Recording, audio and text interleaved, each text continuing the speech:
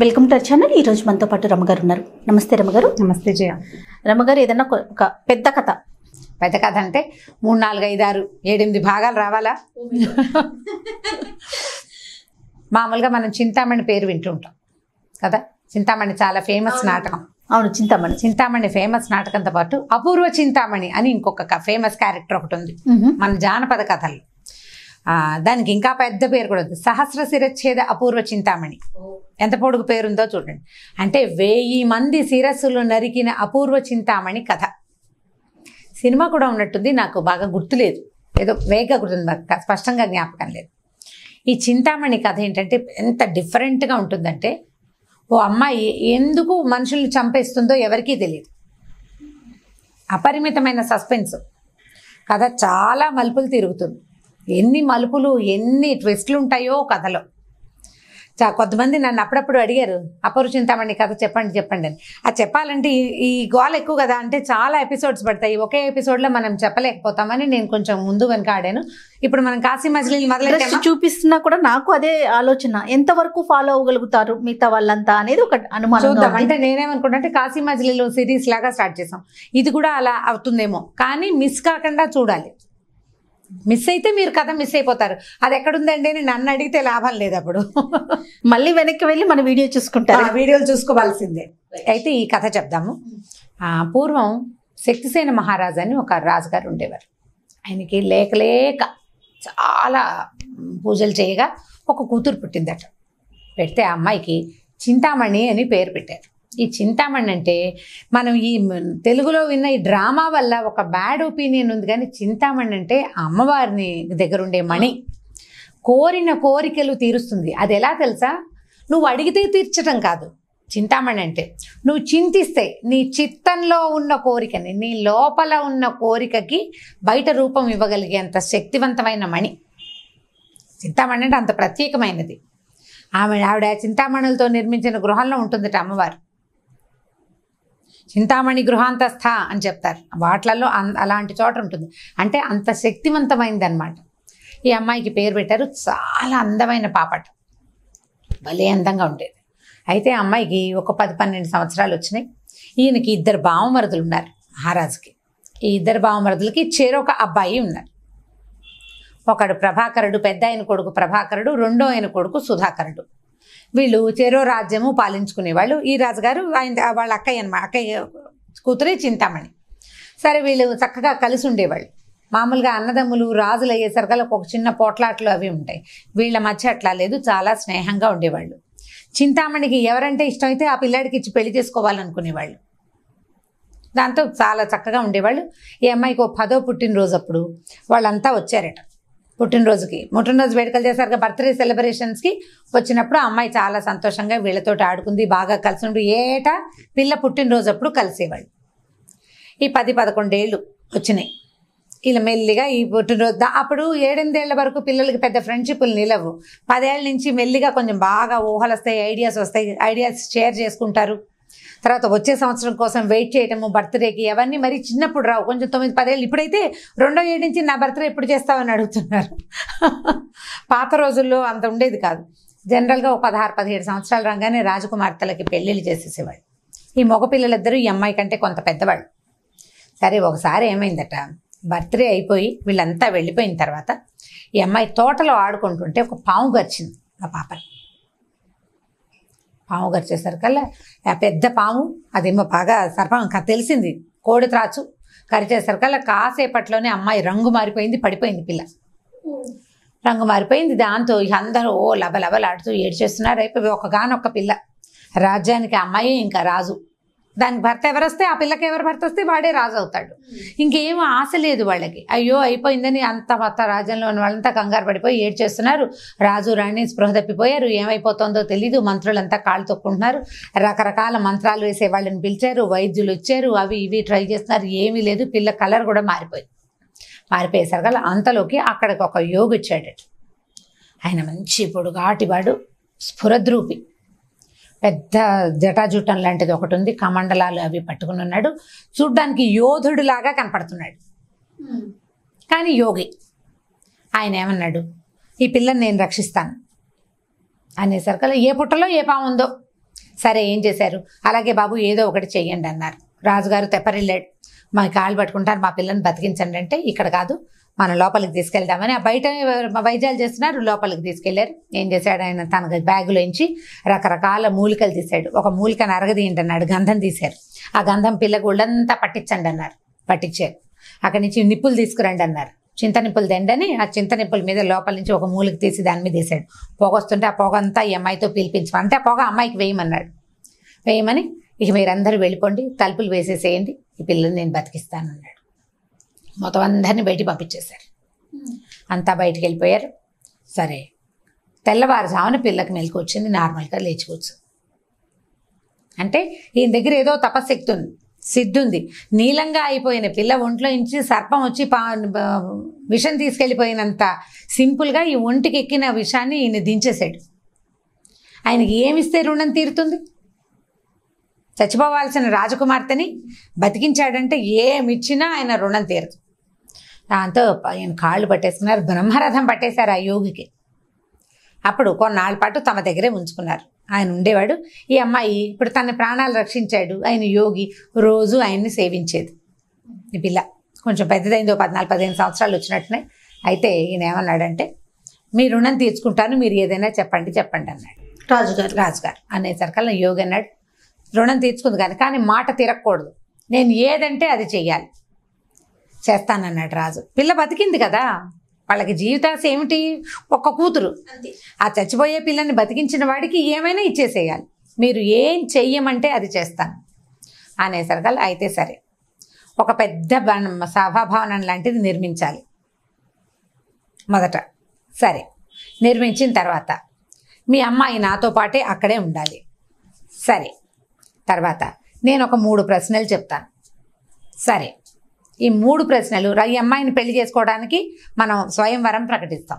దానికి సరే ఇప్పుడు మా అబ్బాయి మా మేనల్లుడు 2 ఉన్నారండి అని వాళ్ళైనా ప్రశ్నలకు సమాధానం చెప్పాల్సింది. ఈ ప్రశ్నలకి ఆ ప్రశ్నలు చింతామణే అడుగుతుంది. వాడు చెప్పిన సమాధానం ఆ అమ్మాయి వింటుంది, నేను వినాలి. నేను విని ఎస్ అంటేనే వాడు రాజకుమార్తెకి భర్త అవుతాడు, లేకపోతే వాడి తల నరికేయాలి. ఆ పని చింతామణే చేయాలి. సమాధానం చెప్పని వాడి తల తెగటార్చటమే కట్. అమ్మాయి కత్తి పుచ్చుకొని నుంచుంటుంది. 3 ప్రశ్నలు అడుగుతుంది. సమాధానం చెప్పకపోతే మరుక్షణం తల ఉత్తరించబడుతుంది. తల తీసుకెళ్ళి కోట గోడకి కడతాం. ఎంతమంది వచ్చినా ఇంతే, సమాధానం వచ్చేదాకా. అనగానే రాజు నిర్ఘాంతపోయాడు. బిల్డింగ్ కట్టమన్నావు ఓకే, మా పిల్లకి స్వయంవరం అన్నావు ఓకే, ఈ తల నరికేయటం ఏమిటి? పైగా ఈ పిల్ల ఇంత సుకుమారి, ఎవరి తలైనా ఒట్టి పుణ్యాన్ని. ఇప్పుడు ఏదో యుద్ధం చేశారు అనుకుందాం, యుద్ధం చేస్తే మన కత్తి అవతల వాడికి తగులుతుంది. యుద్ధంలో చంపడం వేరు, వీరమరణం. ఈ ఒట్టి పుణ్యానికి ఎదురుగుండా వచ్చి నుంచున్న పెళ్లి కొడుకు మెడ నరకాలంటే మా పిల్ల వల్ల అవుతుందో అవదో తెల్లబోయాడు రాజు. మా వల్ల కాదండి ఇట్లాంటి పని అన్నాడు. అనేసరికల్లా సరే నీ ఇష్టం, నువ్వు మాట తప్పావని అనిపించుకో, నీ రుణం నాకు తీరదు, నేను వెళ్ళిపోతానన్నాడు. ఏం చేయాలో తెలియలేదు వీళ్ళకి. ఒప్పుకున్నాడు ముందు. ఇక ముందు వెనక ఆడారు, గించుకున్నారు. మంత్రులు వాళ్ళని వీళ్ళని అడిగి ఎవరిని అడిగినా అసలు ఈ షరతులేమిటి, ఈ పెళ్లి సంబంధాలు ఏమిటి, ఈ పెళ్లి చూపులు ఏమిటి, ఇవన్నీ కాకుండా కత్తుచ్చుకుని నరికేయటం ఏమిటి? దానికి సిద్ధపడి రావాలి కదా రాజకుమారులు. ఇప్పుడు వచ్చేవాడు కూడా 3 ప్రశ్నల తర్వాత తను చెప్పలేకపోతే మెడ నరికించుకోవడానికి సిద్ధపడాలి. ఆ ప్రశ్నలు ఏమిటో ఎవరికి తెలియదు. ఏం ప్రశ్నలు అడుగుతారో, జనరల్గా ఏం అడుగుతారు, ఫలానా అమెరికా రాజధాని ఏది, అప్పుడు కూడా ఇవే క్వశ్చన్స్. కాకపోతే ఇంకోటి, ఓ రాజుగారు కలికి దేశానికి రాజుగారు ఎవరు, రాజుగారు మేనమావ పేరేమిటి, లేకపోతే రాజుగారికి పిల్లనిచ్చిన మావ పేరేమిటి, అది కూడా అయితే రాజుగారు ఆ విద్య వచ్చు, ఆ కత్తి విద్యలో ఫలానా ఇలా అంటామే దాని పేరేమిటి, అలా ఉంటుంది జనరల్గా. జనరల్ ప్రశ్నలు ఇంటర్వ్యూలు అంటే ఇవే కదా ఉండాలి. సరే ఏం చెయ్యాలో అర్థం కాలేదు. ప్రశ్నలు నీకు చెప్పను నేను, కేవలం చింతామణికే తెలుస్తాయి. చింతామణి అడుగుతుంది, సమాధానం నేను వినాలి.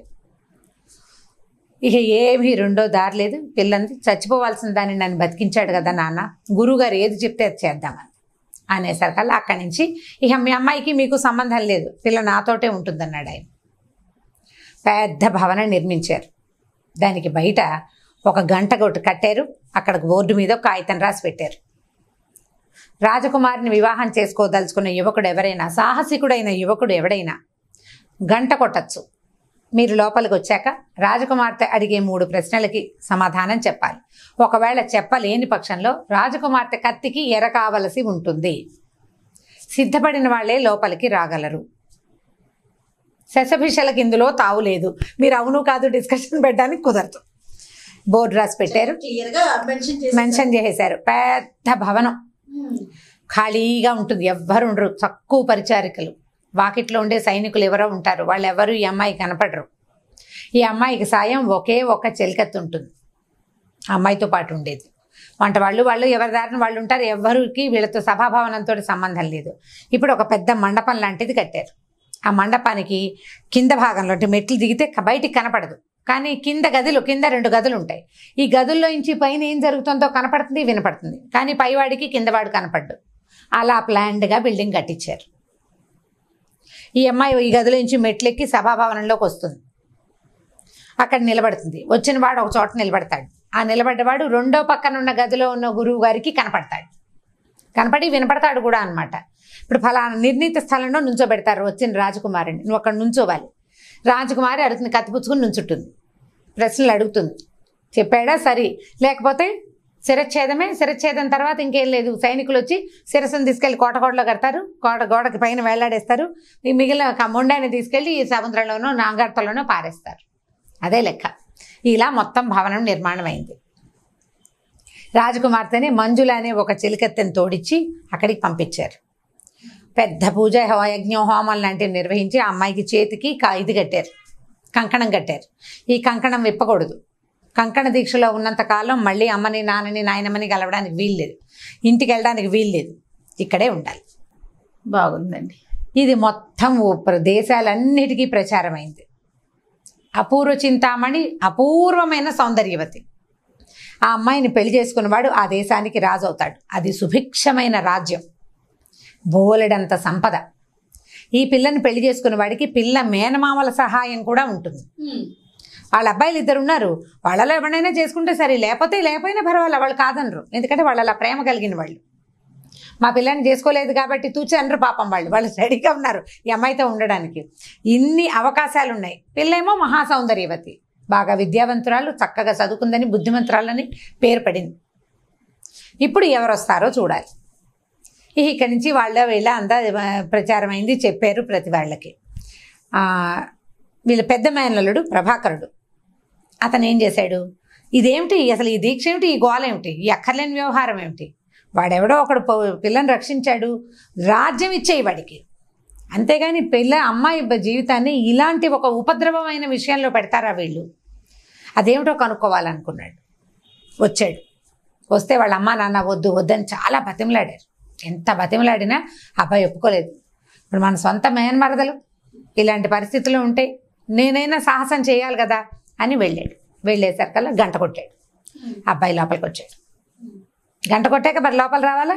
ఈ కిందున్న గదుల్లో ఉన్న వాళ్ళకి పైనుంచి వచ్చిన వాళ్ళు కనపడతారా? ఈ అమ్మాయి చూసేసింది, తన బావే వాడు.